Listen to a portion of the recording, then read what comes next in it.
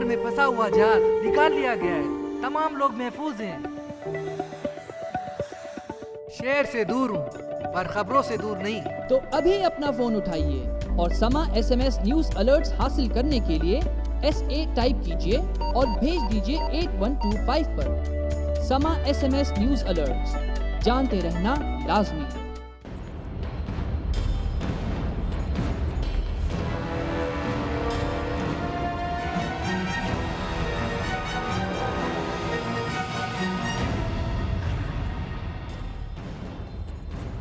السلام علیکم ناظرین، زیر بحث میں خوش آمدید۔ آج جو شخصیت ہمارے درمیان موجود ہیں، ویسے تو وہ کسی تعارف کی محتاج نہیں ہیں۔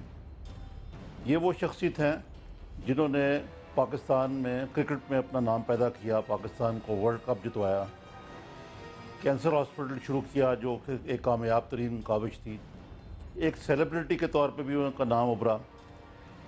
سیاست کے دشت کی سیاحی بھی وہ پچھلے کم از کم 15 سال سے کر رہے ہیں، جب انہوں نے PTI کی بنیاد رکھی، لیکن کوئی خاص پذیرائی حاصل نہیں ہوئی۔ لیکن گزشتہ ایک سال کے اندر عمران خان، جن کا میں اب نام لے رہا ہوں، وہ ایک فنومنا کے طور پہ ابھرے ہیں۔ گزشتہ برس 30 اکتوبر کو لاہور میں جب انہوں نے جلسہ کے ذریعے اپنے آپ کو لانچ کیا تو وہ ایک سونامی بن گیا، اور پھر اس سونامی نے پورے پاکستان کو اپنی لپیٹ میں لے لیا۔ ان کے کراچی میں جلسہ جو 25 دسمبر کو ہوا، اور اس کے بعد کئی جلسے، اسی طرح جوک در جوک ان کے پارٹی میں لوگ شامل ہونا شروع ہو گئے، چاہے وہ PPP سے تھے، PMLN سے تھے، Q سے تھے، پھر سول سوسائٹی کے لوگوں نے بھی ان کو جی آیا نو کہا۔ اس ساری چیز کے بارے میں اب یہ سارا کچھ جو ہے عمران خان صاحب کی محنت کا ثمر ان کو ملا ہے، یا ان کی کرشماتی شخصیت کی طفیل یہ ہے، یا حالات کا تقاضا ہے؟ ان ساری باتوں میں آج ہم خان صاحب سے بات کریں گے۔ خان صاحب السلام علیکم۔ وعلیکم السلام۔ خان صاحب یہ بتائیے کہ آپ کا اصل حریف کون ہے؟ آپ تنقید تو دونوں پیپلز پارٹی پہ بھی کرتے ہیں اور N پہ بھی کرتے ہیں، لیکن آپ کس کو سمجھتے ہیں کہ اس الیکشن میں آپ کا صحیح مقابلہ ان کے ساتھ ہوگا؟ اصل میں عارف، میں عرض کروں کہ یہ جو دونوں پارٹیز ہیں اور ان دونوں کی جو لیڈرشپ ہے، اس نے پاکستان کو تباہ کیا ہے۔ انہوں نے مل کے اس ملک کو ادھر پہنچا دیا ہے جدھر آج اگر آپ پاکستان کوئی بھی سروے جو بھی پاکستان سے باہر اندر ہوئی ہے، پیو پول ہو جائے، اس سے پہلے سرویز ہوئی ہیں، کہ پاکستانیوں میں مایوسی پھیلا دی ہے انہوں نے، اور یہ دونوں ذمہ دار ہیں۔ اب میں بتا دوں یہ ذمہ دار کیوں ہیں۔ انہوں نے سب سے پہلے تو ان کی لیڈرشپ کا انٹرسٹ ایک ہے۔ انہوں نے ان کا جو اکثر جائیداد اور پیسے اور جو ان کی دولت ہے وہ باہر پڑی ہے پاکستان سے۔ کیونکہ ان کی دولت باہر پڑی ہے، یہ دونوں کا انٹرسٹ ہے کہ اس ملک کے اندر احتساب نہ ہو، کیونکہ اگر احتساب ہوتا ہے دونوں پھنس جاتے ہیں، اور اگر احتساب نہیں ہوتا تو کرپشن ختم نہیں ہوتی۔ کرپشن پاکستان کا نمبر 1 ایشو ہے۔ اور دوسرا پرابلم ہے ٹیکس کلیکشن۔ جو یہ کرپشن اور ٹیکس کلیکشن 2 بڑے ایشو ہیں جس کی وجہ سے سارے پرابلمز ہیں پاکستان کے۔ نہ ہم لوگوں کو تعلیم دے سکتے ہیں، نہ صحت دے سکتے ہیں، امریکہ کی غلامی، اور یہ جو ہمیں بدنامی ہوئی ہے اس کے اوپر، یہ نیٹو سپلائز پہ، یہ سارا اس لیے ہے کہ ہمارے پاس پیسہ ہی نہیں ملک چلانے کے لیے، تو پھر قرضے لیتے ہیں یا بھیک مانگتے ہیں۔ اور پیسہ اس لیے نہیں ہے کہ کرپشن اور ٹیکس ایویژن، ٹیکس کی چوری کی وجہ سے ملک بینکرپٹ ہے، اور اس میں یہ دونوں ان کے جو لیڈرشپ ہے یہ ملوث ہے، کیونکہ ان کے پیسے جب باہر لے کے جاتے ہیں تو یا یہ کرپشن کا پیسہ یا یہ ٹیکس چوری کرنا چاہتے ہیں۔ اور جو قوانین بنائے ہوئے ہیں یہ کیونکہ انہوں نے اپنے آپ کو بچانا ہے، اس لیے باقی بھی کرپٹ طبقے کو بچا دیتے ہیں، کیونکہ انہوں نے اپنا ٹیکس بچانا ہے اس لیے باقی بھی ٹیکس نہیں دیتے۔ لیکن خان صاحب PMLN جو ہے وہ تو PPP کو کرپٹ کہتی ہے، اور آج کل بہت زیادہ آپس میں محاذرائی بھی ہے، تو آپ کے کہنے مطابق تو یہ پنجابی کا وہی مقولہ ہے کہ وچوں کھائی جا تے اتوں رولا پائی جا۔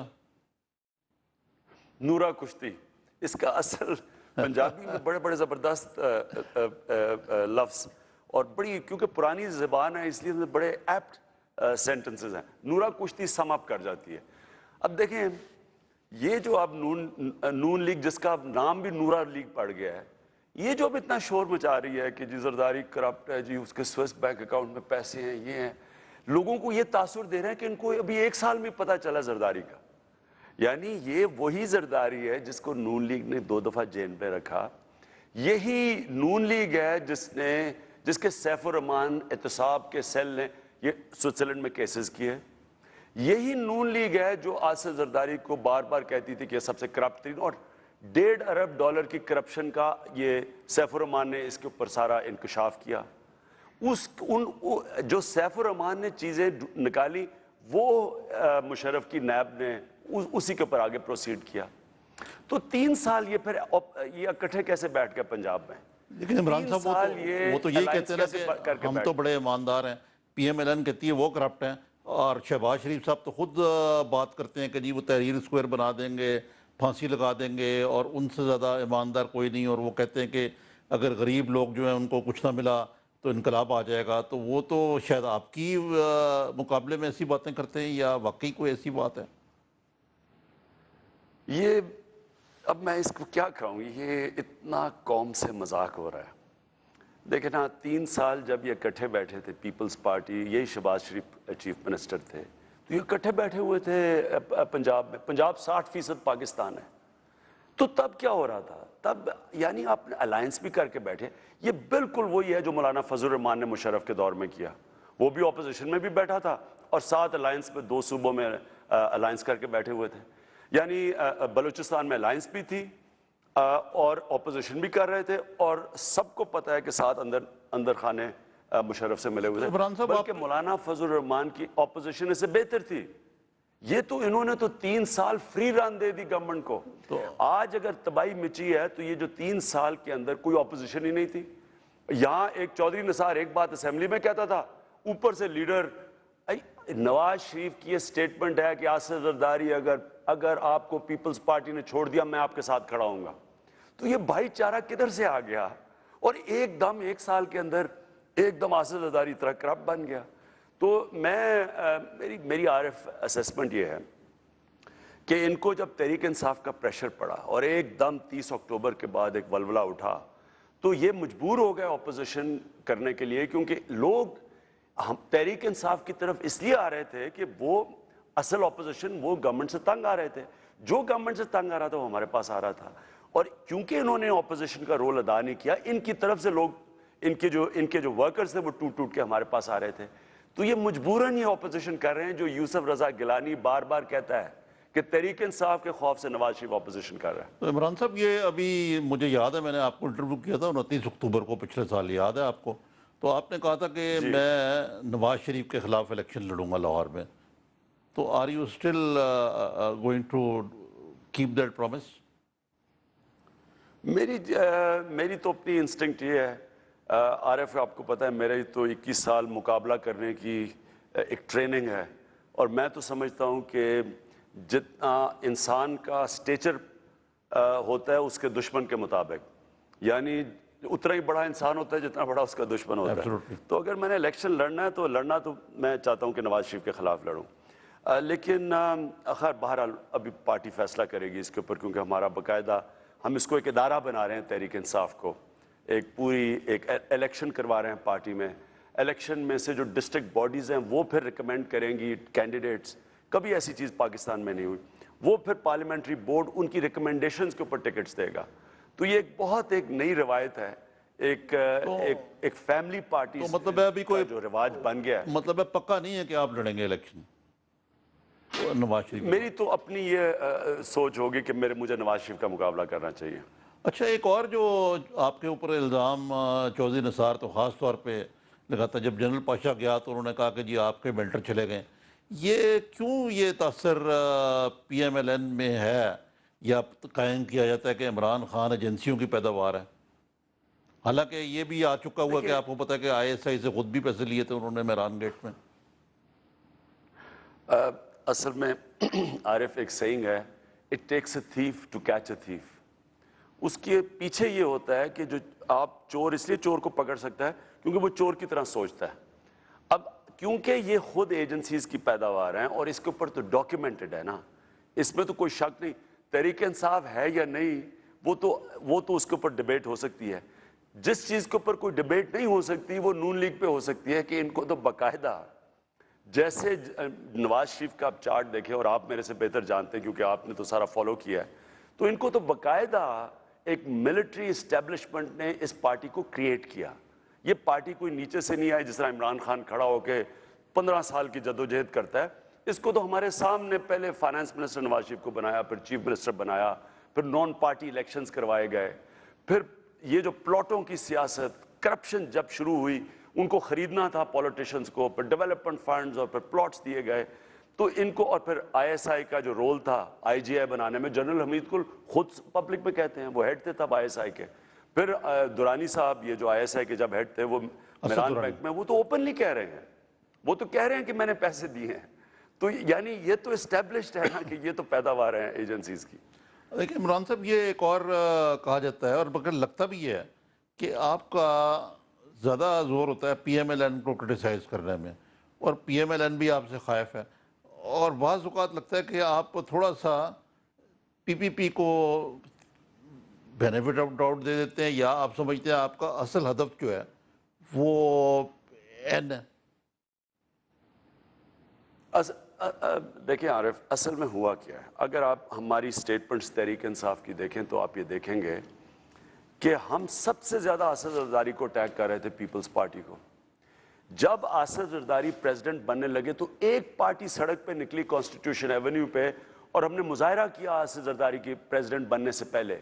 ہم نے کہا، میری تقریر ہے، ریکارڈڈ ہے، میں نے کہا ہم اس جرم میں شریک نہیں کہ ایک مجرم صدر بننے لگا ہے. لیکن کیا کسی اور میں نے دعوت دی، میں نے نواز شریف کو دعوت دی، میں نے اور جماعتوں کو دعوت دی کہ پروٹیسٹ کریں.